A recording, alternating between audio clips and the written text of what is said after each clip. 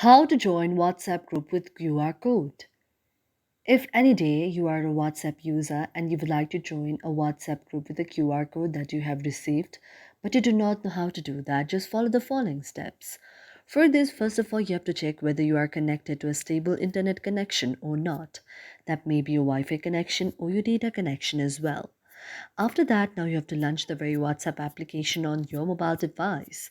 For that, you have to find the very WhatsApp application on your mobile device. And after you find it, you have to tap on it like this. After you tap on it, now if you find the very WhatsApp QR code, now you can see the interface like this. You have to scan it. And after scanning it, you can see the interface like this.